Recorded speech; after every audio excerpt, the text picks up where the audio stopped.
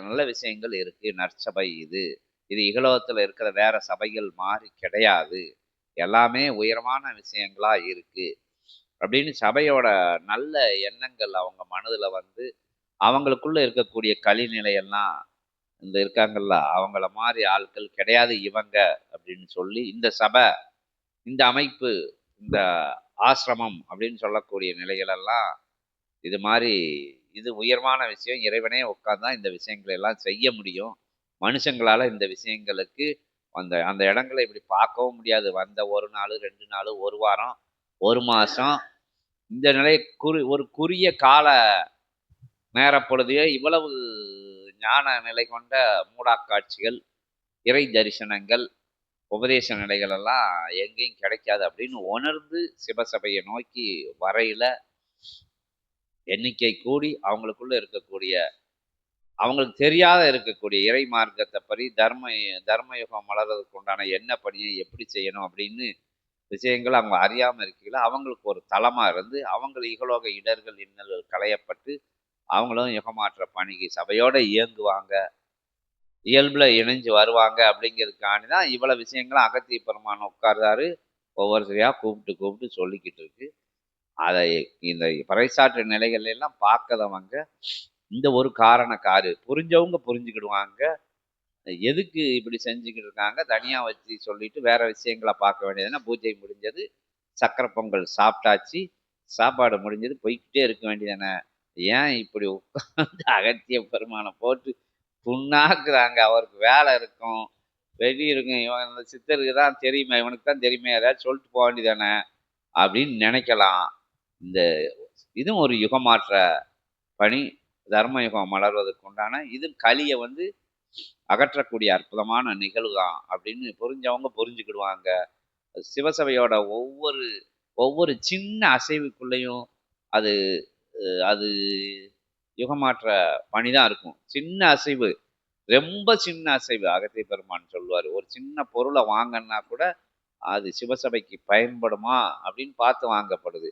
ஒரு பிள்ளைகளுக்கு ஒரு ட்ரெஸ் எடுத்தாலும் கூட ஒரு ஒரு சின்ன சின்ன விஷயங்கள் எடுத்தாலும் கூட இது எப்படி சிவசபை சீடர்களை கவரும், இது எப்படி சிவசபைக்கு பயன்படும் அப்படின்னா, இப்போ சித்தர்கள் இந்த பிள்ளையை போட்டிருக்காங்கல்ல காவி உடைகள், அவங்களுக்கு வேற உடைகள் போட தெரியாதா, நேற்று அந்த பிள்ளையை போட்டிருந்தது எந்திரிக்க 2 பேரும். இவங்களுக்கு எத்தனையோ வண்ணங்கள்ல உடைகள் போடலாம். அந்தாம் திரும்பி நில்லுங்க, இங்கிட்டு இருந்து அகத்தியர் பக்கத்துல இருந்து அந்த பக்கம் பார்த்து நில்லுங்க, என்ன அங்கிட்டாம் பார்த்து நில்லுங்க. நேற்று இந்த பிள்ளையெல்லாம் போட்டிருந்தது, இவங்கெல்லாம் போட்டிருந்தாங்க. நேற்று இந்த பிள்ளை ஜம்முன்னு போட்டிருந்தது கோட் மாதிரி. இதெல்லாம் வந்து என்னன்னா, இது யுகமாற்ற விஷயங்கள். நான் எங்கே போகிறேன்னு கேட்பாங்க இந்த ட்ரெஸ்ஸை பார்த்து. நாங்கள் இங்கே போகிறோம், எங்கள் தாத்தாவை பார்க்க போகிறோம், எங்கள் வீட்டுக்கு போகிறோம், அப்படி இப்படின்னு இவங்க சொல்லுவாங்க. அதுவும் அதோட வெளிப்பாடு தான். இப்படி ஒவ்வொரு விஷயங்களையும் வந்து தேர்ந்தெடுத்து செய்யக்கூடிய விஷயங்கள். இந்த பையனும் போட்டு வந்திருந்தான்னு நினைக்கிறேன். எல்லாரும் வந்து சங்கு ஊதுதாங்க. வேறு எத்தனையோ நாயனங்கள் இருக்குது, சங்கு ஊத கற்றுக் கொடுக்காங்க. எல்லா பிள்ளைகளும் பிரயாசப்பட்டு சங்கு ஊதிடணும்னு எல்லாரும் ஊதிடணும்னு நினைக்காங்க. ஏதோ ஒரு இசைய வாத்தியத்தை வாசிக்கணும்னு நினைக்காங்க. அதுவும் யுகமாற்ற பணிதான். ஏன்னா புண்ணியங்கள் சேர்க்காங்க. இந்த வயசுல இந்த பிள்ளைகள் வந்து அகத்தியர் தாத்தா, வாழைச்சித்தர் தாத்தான்னு சொல்லக்கூடிய விஷயங்கள் அந்த படத்தை வரியது. எப்போ பார்த்தாலும் அகத்தியர் நாமம் தான் அவங்க அவங்க அவங்க வீட்டில் வந்து வளம் வருது. அதெல்லாம் சின்ன விஷயங்கள் கிடையாது. எத்தனையோ மாற்றங்கள் இருக்கு. வேலை இருக்கு, வெட்டி இருக்கு, அதை செய்யணும், இதை செய்யணும், இந்த நேரத்தில் இதை செய்யணும்னு கோடு போட்டு வாழ்ந்துக்கிட்டு இருக்கு ஒரு கூட்டம். ஆனால் கோடு கோணலாக போயிருங்கிறது வேற விஷயம். கோடு போட்டு ஸ்கேலை வச்சு கோடு போட்டு பெர்மனன்ட் மார்க்கரை வச்சு போடுறாங்க. அங்கே பெர்மனன்ட் அப்படிங்கிற விஷயம் வந்து அது வந்து நம்ம செய்யக்கூடிய புண்ணியத்துக்குள்ள தான் அந்த பெர்மனன்ட்ங்கிற பாதை போடப்படும். நீ எவ்வளோ பெர்மனண்ட்டாக ரோடு ஓட்டாலும் சரி, என்ன போட்டாலும் சரி, பூகம்பம் வந்து லேசாக ஆட்டிடுச்சுன்னா ரோடு காலி. இருக்கிற இடமே தெரியாது. அது அந்த திடமான பொருள் மேலே எப்படின்னா, மனுஷன் போட்ட கோடெல்லாம் அழிஞ்சு போயிடும், அவன் போட்ட கட்டமெல்லாம் மாறி நின்றும் அப்படின்னு சொல்லி, இறைவன் போட்ட கட்டத்துக்குள்ளே வாழ பழகிக்கிட்டு இருக்கு இந்த குடும்பங்கள்லாம். இறைவனோட புகழை பரப்புறதுக்கு சிவசபை கூடனா என்ன, இறைவனோட புகழ் தான். இறைவனே வந்து அவதாரம் எடுத்து அற்புதமாக யுகமாற்ற பணிக்கு ஈடுபட்டுக்கிட்டு இருக்காரு. இந்த சிவசபையில் சாப்பாடு போடுதாங்க, அதை செய்தாங்க, இதை செய்தாங்க, இவங்களை விளம்பரப்படுத்திக்கிறாங்க அப்படின்னு ஒரு சாரர்கள் நினைக்காங்க. விளம்பரமும் எங்களை படுத்துத இறைவனைத்தான் விளம்பரப்படுத்திக்கிட்டு இருக்கோம். நாங்கள் போட்டு அன்னதானம் போட்டு இவ்வளோ ரூபா மாதம் பட்ஜெட் இவ்வளோ இருக்குது அப்படின்னு போடுறோமா? கிடையாது. அங்கேருந்து வருதோ எப்படி வருதோ எங்கிட்டு கூட்டி போதோ தெரியாது எங்களுக்கு. யார் கொடுக்காங்கன்னு தெரியாது. என்ன விஷயங்கள்னு இங்கே தெரியாது. எந்த விஷயங்களும் ஆராய்ச்சி பண்ணக்கூடிய நிலைகள் கிடையாது. எந்த விஷயத்துக்குள்ளேயும் உள்ள புகுந்து பார்க்கதும் கிடையாது. ஆனா ஒரே விஷயத்துக்குள்ள உள்ள புகுந்து பார்க்கது, களிக்குள்ள புகுந்து அத வந்து அழிச்சு தர்மயுகமா மலரக்கூடியது. சாக்கடையா இருந்தாலும் சரி, அது சேரா இருந்தாலும் சரி, மரணக்குழியா இருந்தாலும் சரி, என்ன விஷயத்துக்குள்ளயும் பூந்து ஆழ்கடல் பூந்து முத்தெடுக்கிற மாரி களிக்குள்ள பூந்து நல்ல சீடர்கள தேடி கையோட ஒரே மூச்சா இழுத்துக்கிட்டு வர்ற பணியத்தான் சித்த சபை ஒவ்வொரு செயல்லையும் செஞ்சுக்கிட்டு இருக்கு. அது எதுக்கு சீடர்கள் வந்து நமக்கு மாலை போட்டுருவாங்க, நாளைக்கு கிரீடம் வச்சு கூட்டு போவாங்க, கை தட்டுவாங்க அப்படிங்கிற நிலை கிடையாது. நாளைக்கு வந்து யுகம் மாறிறணும். எல்லாரும் அவங்களும் வந்து கைதட்டு பெறணும். அப்படிங்கலாம் இப்ப அவங்க மண்டைய தூக்குனா நச்சுன்னு அடிச்சுருவோம் சித்த சபையில. தன்னிலை முன்னிலைப்படுத்தும்போது ஒரு அற விழும் இங்க. இல்லாட்டி சித்தர்கள் ஒரு ஆட்ட ஆட்டி விட்டுருவாங்க. எதுக்குன்னா, பக்குவப்படு, பக்குவப்படு. நாங்க உன்னை முன்னிலைப்படுத்துறோம். நீ அவசரப்படாத.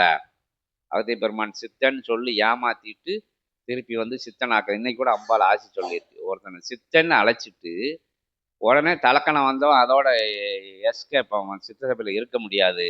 நம்மள சித்தன்னு சொல்லிட்டாங்க. கடுமையா உழைக்கணும், கடுமையா தவம் இருக்கணும், கடுமையா 4 பேர சித்த சபைக்கு கூட்டிட்டு வரணும்.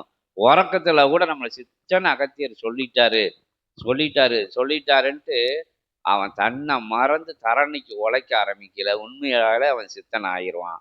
அதுதான் வர்றவங்களெல்லாம் அகத்திய பெருமான் சித்த நிலை கண்டுட்டான், சிவநிலை கண்டுட்டான்னு சொல்லுதாங்க. அதாவது சித்தன்கிற பட்டம் கொடுத்து திருப்பி சித்தன் ஆக்கக்கூடிய சபை இது. இந்த குழந்தைகள், இந்த விஷயங்கள் எங்கேயோ பிடிச்சு எங்கேயோ வந்தாலும் எல்லாமே சுத்தி சுத்தி யுகமாற்ற பணிக்குள்ள தான் வரும். அதனால நம்ம ஜென்டில்மேன், நம்ம வந்து ராயல், நம்ம வந்து அப்படி இப்படி அப்படிங்கிற விஷயத்துக்குள்ள இல்லாம, ஏன் விஷயத்துக்குள்ள சாக்கடைக்குள்ள எல்லாம் போய் கைய விடணும்? அப்படின்னா, இல்ல அந்த சாக்கடை உன் வீட்டுக்குள்ள வந்துரும்.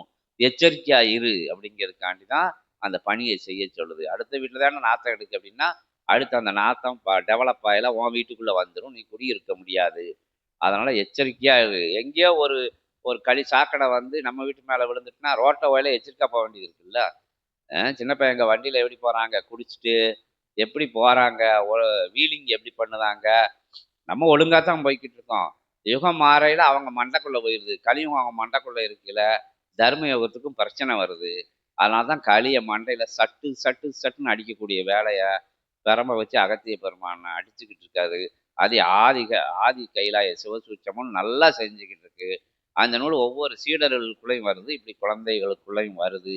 எல்லா விஷயங்களும் இங்க காரண காரியங்களுக்காக செய்யப்படுது. இருக்கிற தளத்தை வந்து விரிவுபடுத்தி, இருக்கிற தளம் கையளவு இடமா இருந்தாலும் உயர்வுபடுத்தி, அதை இறை தலமா மாற்றி, இறைவன் அமர தலமா மாற்றி, இறை பிரபஞ்சமா இருந்து யுகம் மாற்ற பணியை செய்யக்கூடிய அற்புதமான விஷயம். அற்புதமான தளத்துல என்ன நடந்தாலும் அது யுகமாற்ற நிகழ்வு தான் அப்படின்னு சொல்லி, யார் வந்தாலும் அது யுகமாற்ற நிகழ்வு தான். போடக்கூடிய இட்லி இட்லி சட்னி மிளகா பொடியில இருந்து, அவியல் பொரியல்ல இருந்து, எதுவுமே வந்து யுகமாற்ற பணிக்காக போடப்படுது. அற்புதமான பகிர்வு தான். அது இறைகணங்கள் சாப்பிடும். சித்த தேவகணங்கள் வந்து சாப்பிடுது. அவங்க மகிழ்ச்சி ஆவாங்க சூட்சமத்துல. ஒவ்வொரு ஆட்களையுங்குள்ள இருந்து இறைகணங்கள் சாப்பிடுது. அப்ப இறைகணங்கள் சாப்பிடையில, அந்த உட்கார்ந்து சாப்பிட ஆட்களுக்கு இருக்கக்கூடிய கர்மா நிலைகள் பறந்து ஓடுது. இப்படிங்கிற ஒவ்வொரு விஷயத்தையும் வந்து கணக்கு போட்டு சித்தர்கள் கச்சிதமா அதான் காரணம் இல்லாமல் காரியம் இல்லை. இறை காரியங்கள் தான் இங்க நடக்கிற விஷயங்கள் அப்படின்னு சொல்லி, ஏன்னா சில இந்த இடத்துல 10 பேர் இருக்கியே, ஓயாம சொல்லிக்கிட்டே இருக்காங்களே, நம்ம வந்து நம்ம கேட்கப்பட்ட கேள்வி கேட்க விட மாட்டாங்களோ இவங்க அப்படின்னு நினைச்சிடக்கூடாது. அதுக்காக ஒவ்வொரு நிகழ்வும் உங்களுக்காகத்தான் சொல்லப்படுது ஒவ்வொரு விஷயங்களும். அப்ப இன்னும் கொஞ்சம் நல்லா நம்புவீங்க நீங்க. எவ்வளவோ கஷ்டங்கள்ல வந்திருக்கீங்க எல்லாரும். எவ்வளோ நஷ்டங்கள்ல வந்திருக்கீங்க. எவ்வளவோ தேடல்கள்ல வந்திருக்கீங்க. இழந்தத பெறதுக்கு வந்திருக்கீங்க. அப்போ அதுக்கெல்லாம் அடிப்படை சாவி எங்க இருக்குன்னா, இறை சபை சரணாகதி ஆகணும். அப்ப இறை சபைய பத்தி ஆற்றல் தெரிய போய் தானே எல்லாரும் இங்க வந்திருக்கீங்க.